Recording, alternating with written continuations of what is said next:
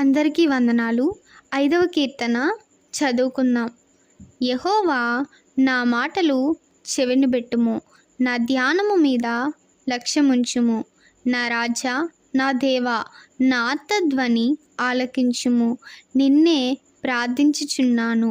యెహోవా, ఉదయమున నా కంఠస్వరము నీకు వినబడును. ఉదయమున నా ప్రార్థన నీ సన్నిధిని సిద్ధం చేసి కాచియుందును. నీవు దుష్టత్వమును చూచి ఆనందించు దేవుడవు కావు.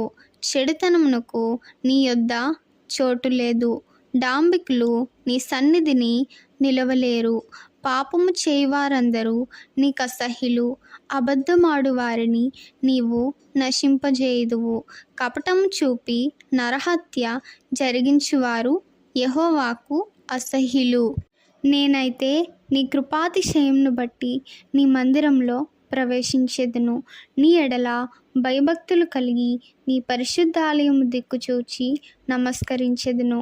యెహోవా, నా కొరకు పొంచియున్న వారిని బట్టి నీ నిత్యానుసారముగా నన్ను నడిపింపుము. నీ మార్గమును నాకు స్పష్టముగా కనపరచుము. వారి నోట యథార్థత లేదు. వారి అంతరంగము నాశనకరమైన గుంట. వారి కంఠము తెరచిన సమాధి. వారు నాలుకతో ఇచ్చకములాడుదురు. దేవా, వారు నీ మీద తిరగబడి ఉన్నారు.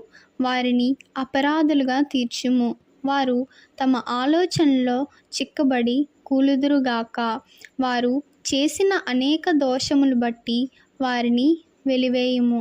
నిన్ను ఆశ్రయించు వారందరూ సంతోషించెదరు. నీవే వారిని కాపాడుదువు గనుక వారు నిత్యము ఆనందధ్వని చేయుదురు.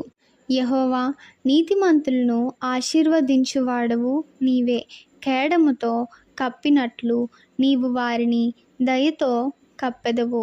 కావున నీ నామమును ప్రేమించువారు నిన్ను గూర్చి ఉల్లసింతురు. ఆమేన్.